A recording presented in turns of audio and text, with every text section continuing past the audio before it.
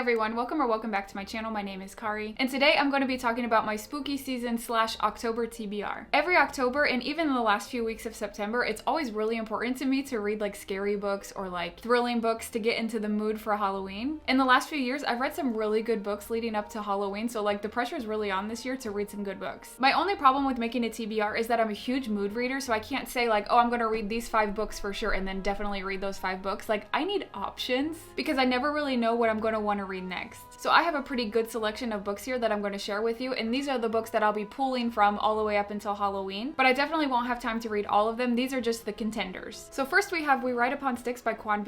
So this book is set in 1989 in Salem, Massachusetts, and it's about a girls' field hockey team. And I think this follows them as they start to do like magical things in order to keep winning, like maybe even like doing sacrifices or something like that. And I heard that this is written in the third person, so everything is like, we did this and we thought this. And there's even inanimate objects that are like characters in the story. Like one of the girls' hair is like a sentient object in this book, and it just sounds really witchy and fun to be reading for Halloween. Next we have a classic, and that's Phantom of the Opera by Gaston Leroux. So maybe you already know about this one, but basically it's set in the Paris Opera House, and there's this phantom figure that's watching everybody and kind of like terrorizing them during the performances and like in between shows. I've never watched an adaptation of this, so I'm going into it blind and I'm really excited about it. Also, when I read this, I'd really like to go visit the Paris Opera House again, because if you don't know, I live in Paris. So I've been there before, but obviously I haven't read this yet, so I feel like it would be even cooler if I went and visited it again after I read this book. My next option is The Virgin Suicides by Eugenides. So this one is about 5 sisters, and right at the beginning, I believe, they all commit suicide, and it's about how these boys in the neighborhood perceive these girls that killed themselves and what did they think about them, because they're like obsessed with them and figuring out what happened, because everyone's really confused why they committed suicide. Again, there is an adaptation of this, but I've never seen it before, so I'm going in totally blind. Next is a book that literally everyone on the internet is reading, and that's Babel by R.F. Kuang. I really don't know anything about this except that it's dark academia and about translation, and that's all I need to know. That sounds incredible. I love the study of languages, and I love dark academia. The Secret History is one of my favorite books of all time, so I think I'm really gonna like this one. It's getting really good reviews, and I hope I love it as much as everyone else is. Next is a nonfiction, and it's Monster She Wrote by Lisa Kroger and Melanie Anderson. So the subtitle of this is The Women Who Pioneered Horror and Speculative Fiction. So like I said, this is a nonfiction, and it talks about many different female authors who wrote gothic and horror literature. So, you know, of course, there's Mary Shelley and Anne Radcliffe and Daphne du Maurier, Shirley Jackson and Angela Carter, just to name a few. So this really dives into how horror and gothic literature really wouldn't exist about the women who founded it. I love the dedication of this. It says, to all the girls who still sleep with the lights on but read the scary stories anyway. That's totally me.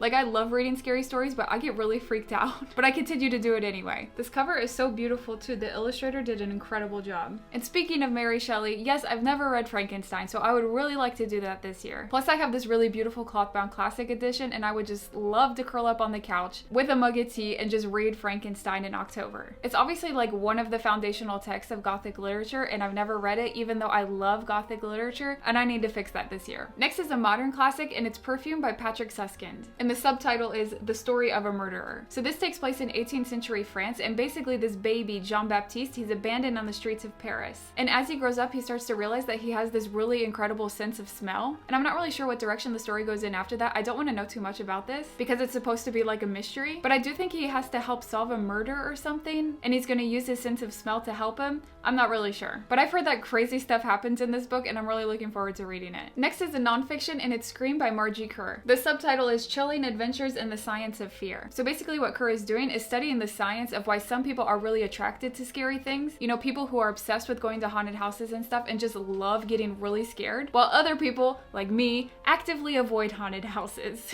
I really like scary books because the imagery is only what I'm imagining in my own mind, but I cannot watch scary movies. I cannot go to haunted houses. Like, I don't want other people giving me the scary visual because that's way scarier than anything I can imagine in my own brain. So I think this would be really interesting to learn about the science behind all that. Next is a book that's been getting a lot of buzz, and that's A Certain Hunger by Chelsea Summers. So this is another one of those books about female rage, and it follows a food critic who is actually a cannibal and ends up eating some of her dates. I mean, if cannibal doesn't scream spooky season, what does, honestly? Next is a book that's actually been translated from the French, and that's The Mad Woman's Ball by Victoria Moss. So this takes place in the 19th century when there's like an asylum for women who are deemed to be hysterical. So obviously during that time, this was very common to institutionalize fictionalized women who were said to be hysterical. So in Paris, there's this asylum where all these women are rounded up together. But once a year, they have this ball for Parisian society where all these really wealthy and like famous people of society come and have this ball. But from what I can gather, at least one of the patients is going to try and escape from the asylum during this ball. So like I said before, I live in France, and I know that the French version of this book blew up. Everybody was reading it, and it has even been adapted into a French TV series, and everybody's loving it. So I'm really looking forward to reading this for myself. Okay, for the next one, I'm going to need your help because this year I want to read a Stephen King novel.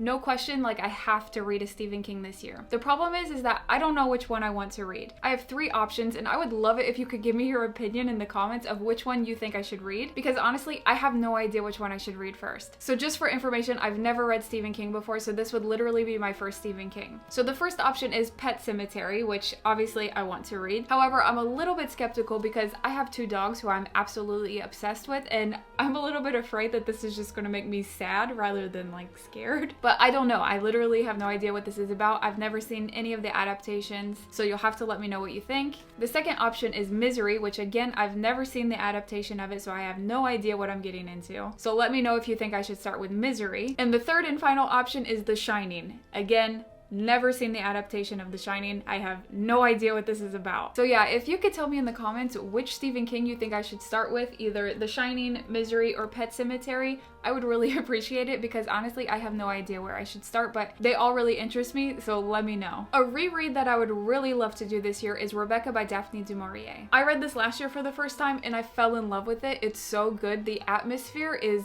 seriously on point for October. So this follows the unnamed protagonist who gets married, and he's actually widowed, and it's his wife who died whose name is Rebecca, so it's not the main character who's Rebecca. But the book is named Rebecca because her presence is like omnipresent in the house, and the protagonist constantly feels like she needs to live up to the expectations that everybody had on Rebecca, that she needs to be as good of a wife as Rebecca was, as good of a party planner as Rebecca was, all these different things. She feels so much pressure to be as good as Rebecca because everybody loved her. But the gothic vibes in this are seriously incredible. Could not be better. You feel this sense of dread throughout the whole book. It's so good, and I really would like to reread it this year. Another reread that I would like to do this October is one of the top 2 books that I read in 2021. It was so freaking good, and that's House of Leaves by Margee Danielewski. This book is literally a mindfuck, but in the best way possible. I wish I could read this for the first time again. However, I do think this will be really interesting to read again because since I know how it's going to end, I'll be able to see all the little foreshadowing and put more clues together than I was able to the first time, because basically this is a puzzle of multiple different timelines,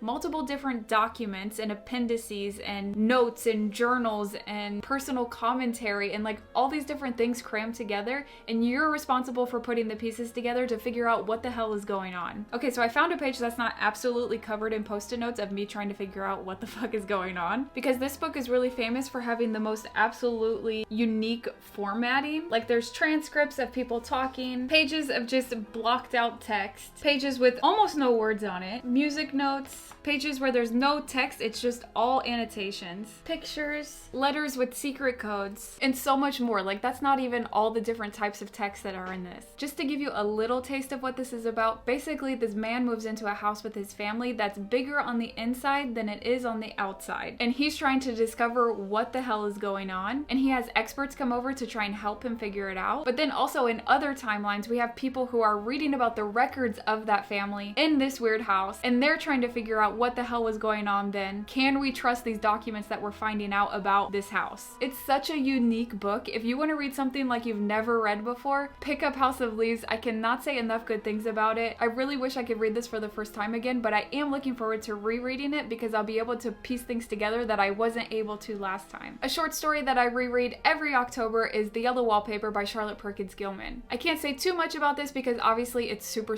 short, but the main themes of this are mental health and gothic basically. If that sounds intriguing, pick up The Yellow Wallpaper. You won't be disappointed. Another book that I always reread every October is We Have Always Lived in the Castle by Shirley Jackson. Shirley Jackson is like the queen of spooky season. You have to read something by Shirley Jackson every October, and if you're not, what are you doing with your life? She is the queen of gothic. So We Have Always Lived in the Castle follows two sisters and their uncle Julian, who live alone in this big house in this city of people who really don't like them. They're really shunned from society. And the reason that they're shunned from society is that the rest of their family died one night at a dinner, and the rumor is that the older sister poisoned them all, and that's how they died. So the townspeople really want nothing to do with them. This book is so good. It has great atmosphere. It talks about mental health, isolation, and loving yourself for who you are. Next is a book that I'm already almost done with my reread, and that's The Secret History by Donna Tartt. I read this for the first time last year, and it became one of my favorite books of all time. So like I said, I'm actually already almost done with my reread, and I'm loving it just as much as I loved it the first time. I was really nervous that I wouldn't love it as much as I did last year, but my reread is confirming that I absolutely love this book. This is definitely one of my favorite books of all time, like top 2 for sure. Donna Tartt's writing is so beautiful and so witty. If you haven't read The Secret History yet, autumn is the perfect time to be reading it. I would really recommend picking this up this autumn. It's one of the best books I've ever read. Another book that I would like to reread this year is I'm Thinking of Ending Things by Iain Reid. So in this book, we're in the head of this girl who's going to meet her new boyfriend's parents for the first time. However, along the way, she's telling herself that she's thinking of ending things, but she's still gonna go meet this guy's parents anyway. Now that sounds kind of innocuous, like how could that really be an October book? Trust me on this one. It's an October book. I really don't want to say too much about this because the less you know about this book, the better. And I'll just leave it at this. When I finished this book, I literally stared at the wall for like 5 minutes and was mind blown. I just had to let it all sink in because it was insane. Trust me on this one, this is the perfect spooky season book, and I really want to reread it before Halloween. 2 other short stories that I always reread in October are The Telltale Heart and The Fall of the House of Usher by Edgar Allan Poe. Poe is like the king of spooky season. I mean, it goes without saying that it makes sense to read Poe in October. I really don't need to pitch it to you. And I actually just read What Moves the Dead by T. Kingfisher, which is a retelling of The Fall of the House of Usher. And so since it's been a year since I read that short story, I'm looking forward to rereading it and being able to compare it to this retelling. You can't go wrong with Poe in October. Next is a book that I actually don't have a copy of yet, but I'm gonna get a copy as soon as possible, and that's Hidden Pictures by Jason Rekulak. I literally know nothing about this book, but I was watching a live on Liv's Libraries channel, and a bunch of the people that were on this stream were raving about this book. Apparently it's incredible, and I was sold. I need to pick up this book. Apparently it's very, very good. I don't want to know anything because I feel like with thrillers and horror books, the less you know, the better. But I'm very intrigued based off the hype that they gave this book. Next is another book that I don't have a copy of yet, and that's My Favorite Thing is Monsters by Emil Ferris. This is an adult graphic novel, and it's like a fictionalized diary of a 10-year-old girl because her upstairs neighbor gets murdered and she's determined to solve the murder. The reason that I'm so interested in this graphic novel is that the art is absolutely beautiful. It's done with like a Bic style pen. This book was released in 2017, but actually in just a couple days, the second book in the series is going to be released. So if I end up getting around to reading this first book, I think I'll jump right into the second one because it will be fun to read it right when it comes out. So those are all the books that I could potentially be reading over the next 6 weeks or so leading up to Halloween. Like I said before, I'm definitely not going to be reading all of these books, but since I'm a mood reader, I'm just going to select whichever book sounds interesting to me in that moment. And hopefully I'm going to be having as good of a spooky reading season as I did last year because last year was seriously excellent. Also, like I said earlier, please let me know which Stephen King you think I should read. I would really love some recommendations. Let me know which one of these is the best in your opinion because I have no idea where to start. And also, if you just have general spooky season October recommendations to give me, I would love to hear them. I'm always looking for more horror and thriller and generally atmospheric books to be reading in October, so I would love to hear your recommendations in the comments. Thanks so much for watching. If you like this video, please give it a like. I would really, really appreciate it, and subscribe if you haven't already. I would love to have you back, and I'll talk to you again next time. Bye!